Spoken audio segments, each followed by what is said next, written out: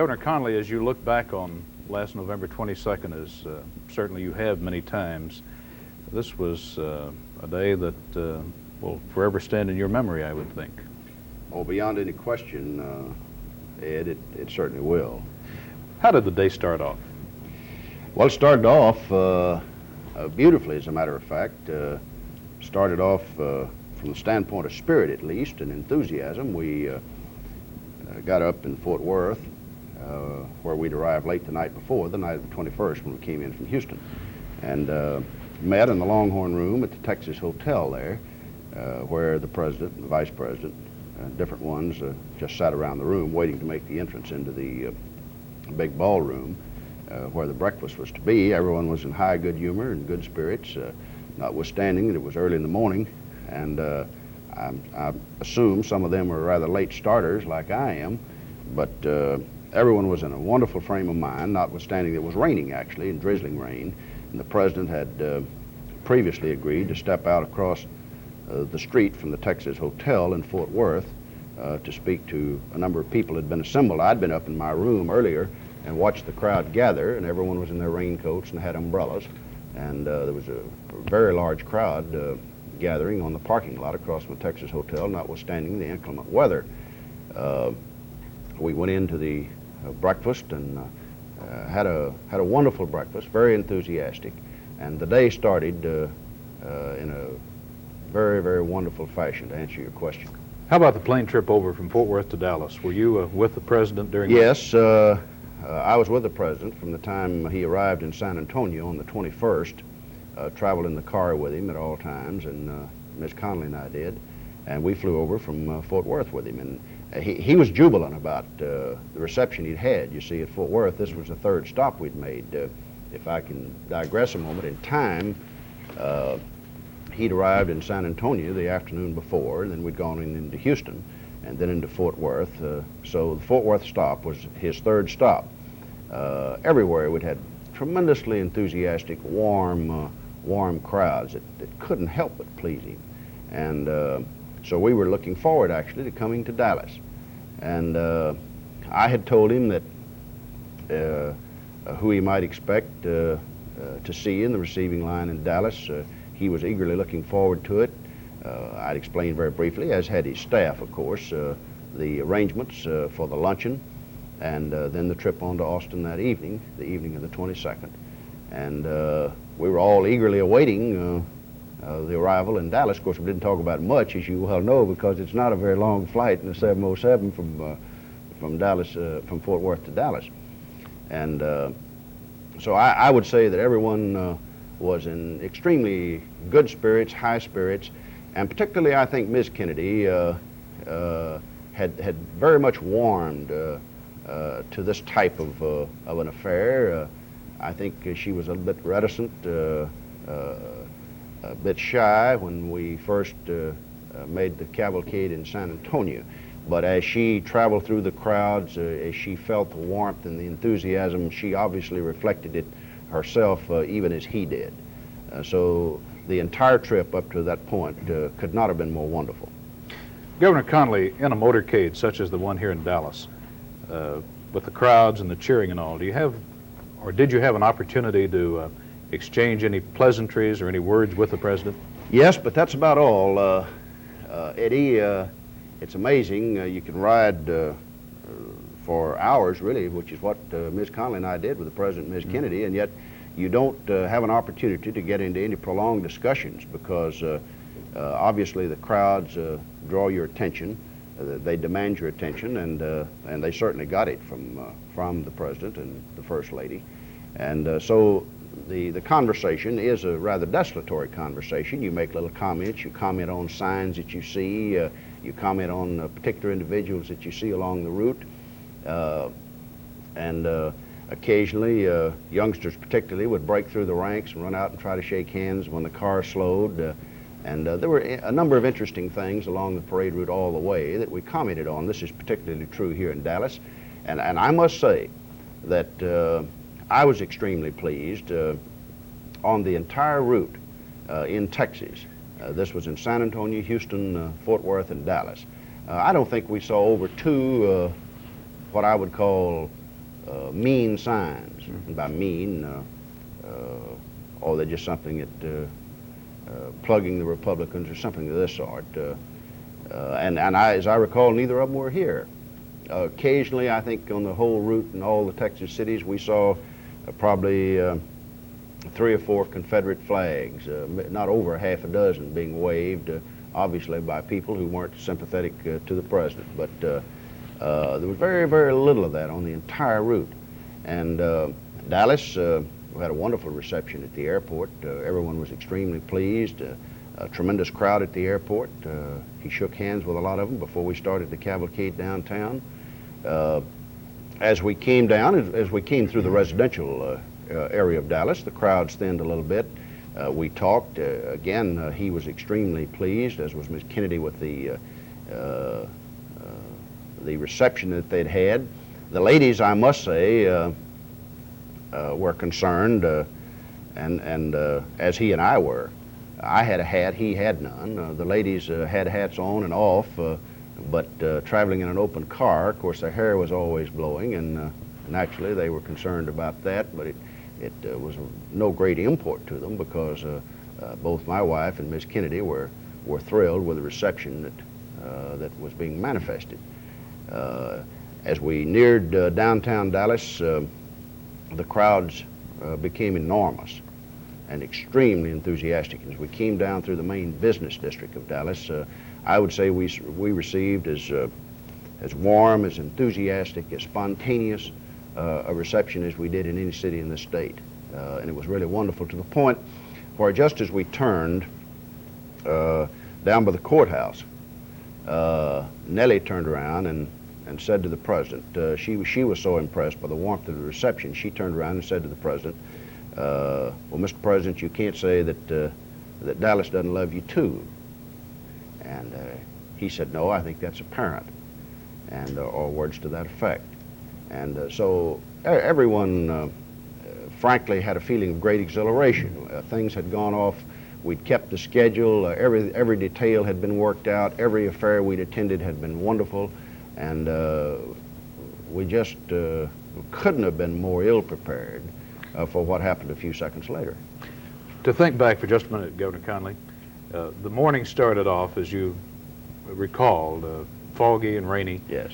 Was there any discussion in Fort Worth before you came over here as to whether or not the car would be open or the car would not be open? No. I don't think there was ever any thought, so far as I know, never any discussion with me, at least, or within my hearing, about closing the car.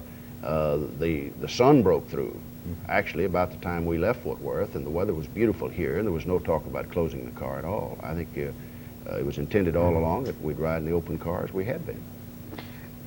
Now, you have brought us down to Houston Street and the turn there on the Elm.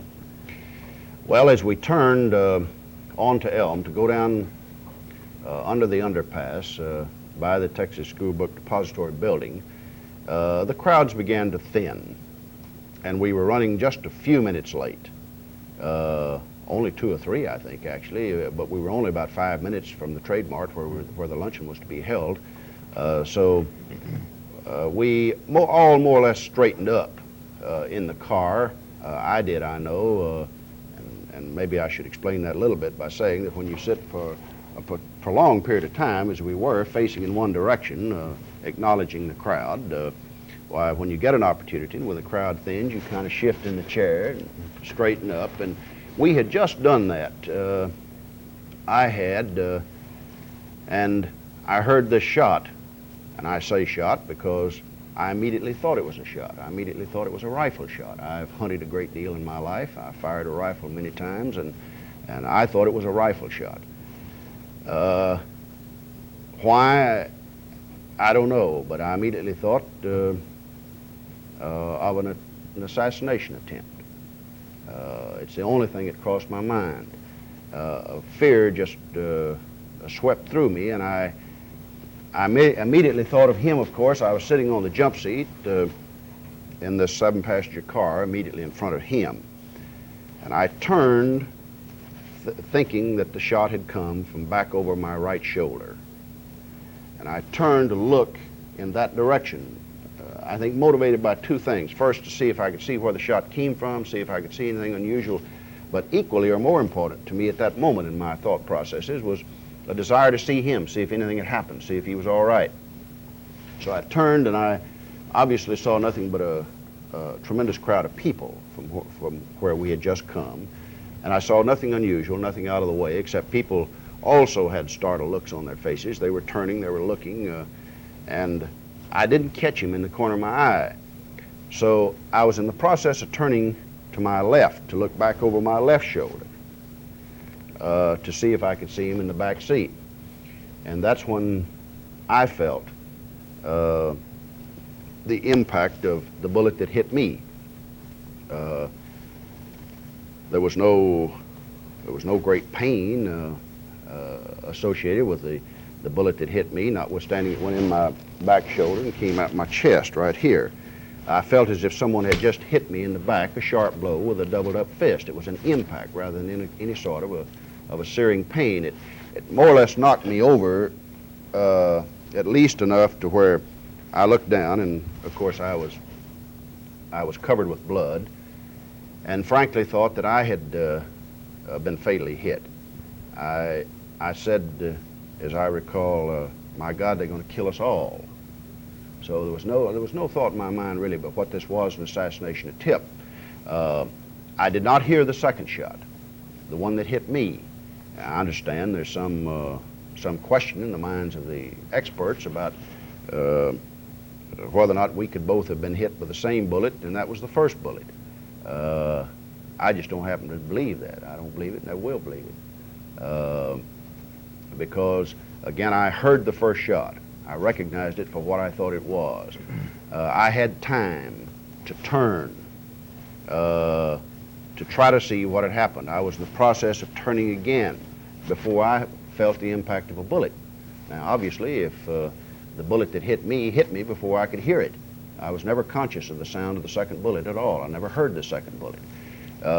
After I said, my God, they're going to kill us all, I, of course, didn't know that they'd actually hit the president because I had not seen him. He had not said a word.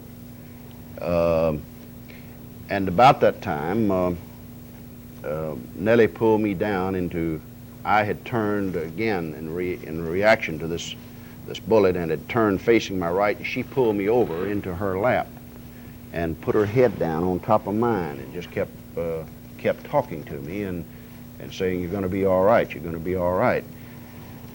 I was conscious the whole time. I never lost consciousness, and I was lying there and heard the third shot. Now, it takes a long time to tell this, Eddie, but this all happened, as you well know, in a matter of seconds. I heard the third shot very distinctly. I heard it hit. I assumed that it hit the president. It obviously did.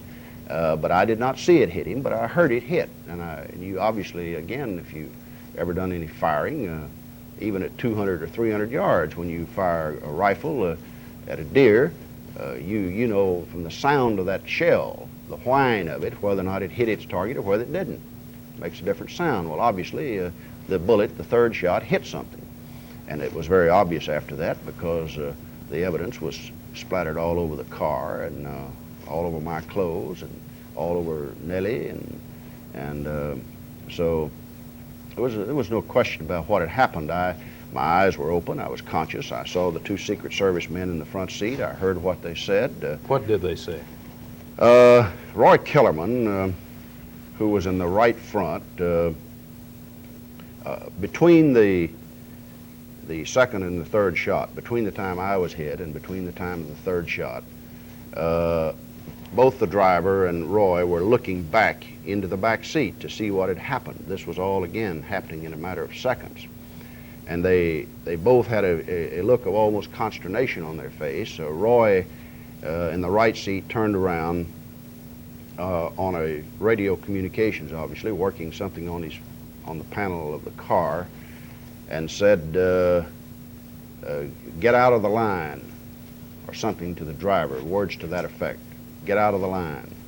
And then he said, apparently over the radio, get us to a hospital quick. So we immediately pulled out of the caravan and began picking up speed. The car never stopped, did it? No, the car never stopped. And about this time, Eddie, I lost consciousness. I was not conscious on the ride to the hospital, which is only a matter of about 6 or 7 minutes. I came to again. Apparently the braking action of the car brought me back to consciousness. And Nellie later told me, of course, that we had a very wild ride, and apparently we were traveling at a very, very high rate of speed down the freeway to the hospital. Do you have any idea how fast you were traveling? No, I don't. I have no idea, except, again, her comments, and I know we were traveling at a very fast rate of speed from what she said. And one remark that she made, Eddie, I think is worth mentioning at this time. She said as we were traveling along in this car, there were people, of course, scattered along the way, all the way. Ms. Kennedy was in the back seat with the president. He'd obviously been shot, probably fatally so. I had been shot, she thought fatally so. They were both holding us. They were both, of course, covered with blood, and their emotional thoughts only they could tell you, of course.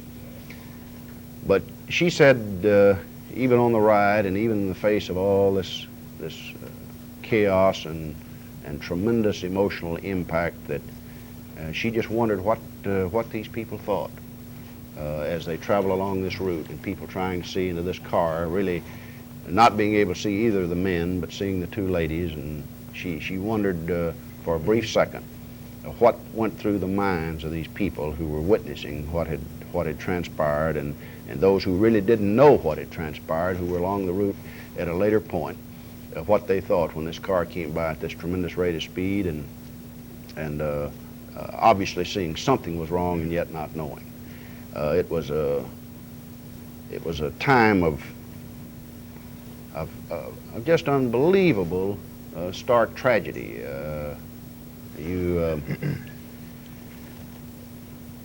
So many things go through your mind at that moment that I think it's probably impossible to relate at any future time, all the things that you thought. I know I thought, again, I rather assumed, without knowing, that the president had been fatally wounded. And I rather assumed that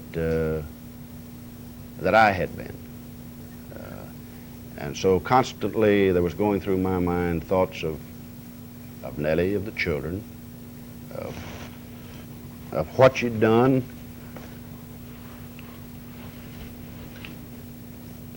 And it's really difficult, I think, to try to explain all the things that you wonder about, all the things that you concern yourself with at a time like that.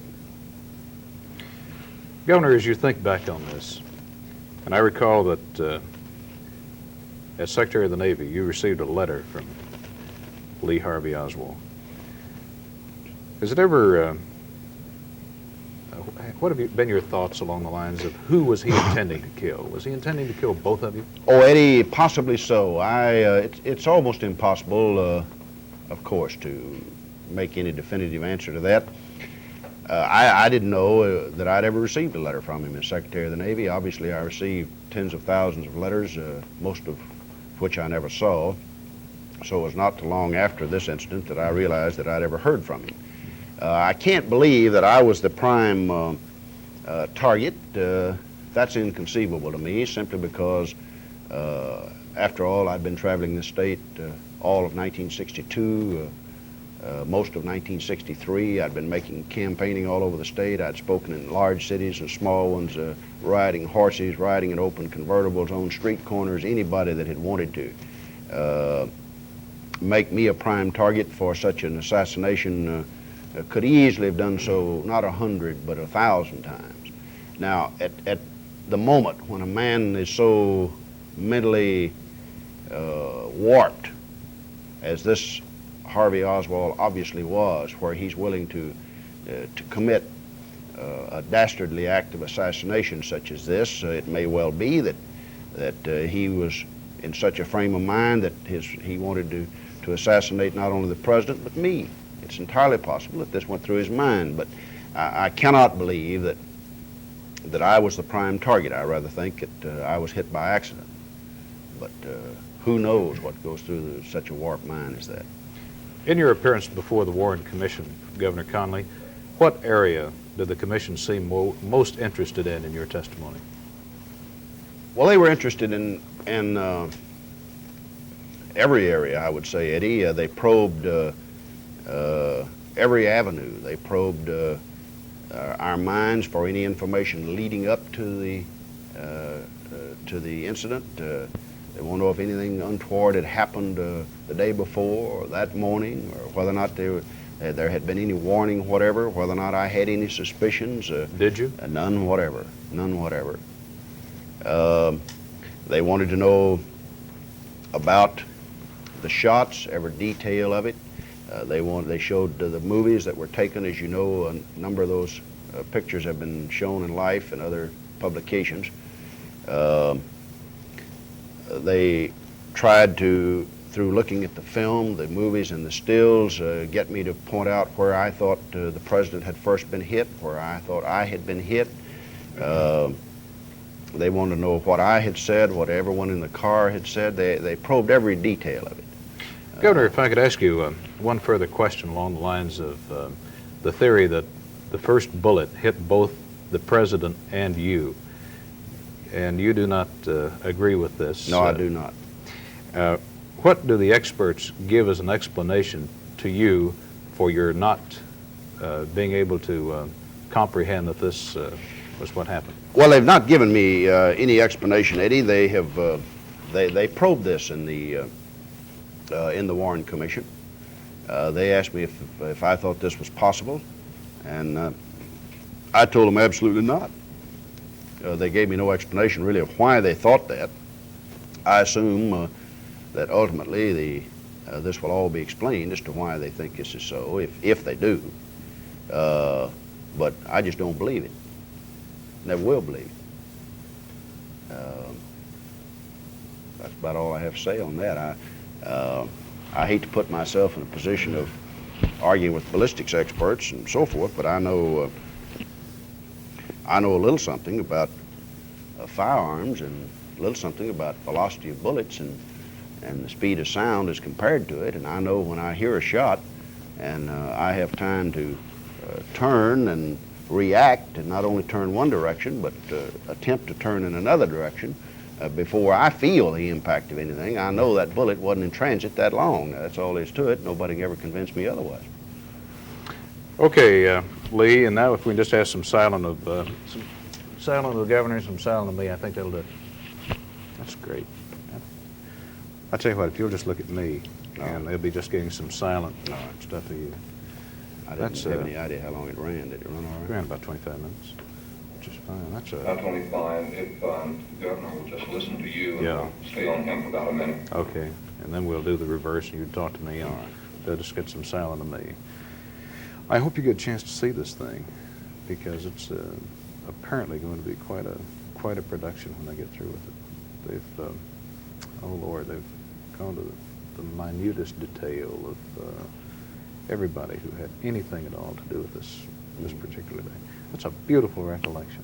If you'd like a copy of this, I'd very much like to have one. Is this the only thing you've done like this since the deal at the hospital? Sure is. Well, we'll make a kinescope of it and send it to you. I think you ought to have it, you know, even for your own children. I'd love to have it. Okay. Okay, you want to take... No, we got him talking on this, Ed. We need for him just to listen. All right. Just look at Ed for about 30 seconds. If you That's want. hard for a governor to do, Lee. Yes, sir. I'm putting it late. So just don't say anything, and they just get some good silent of you. These JCs, now don't look at the camera, look more at me. These JCs that you're going to address today this has been the wildest convention that has hit Dallas in years.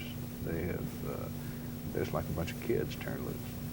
And at nights like Texas OU weekend downtown, everybody comes out, cowbell, sirens. Okay, and Yeah. do you want to hold your questions and your take? No, I don't need any questions. Just give me, just give a little silent to me, and that'll do it. Fine. Okay, now you can talk to me, and I'll just be listening to you. I gather that they have really had a time. That I understand from one of the boys coming in that they came down and took over some of the motorcycle boys' machines last night and took over their radios, and they finally had to send down 3 or 4 squads to repossess the police equipment. And they apparently building up to where they're going to have a deal like the American Legion used to have. Of course, it's here in September, too.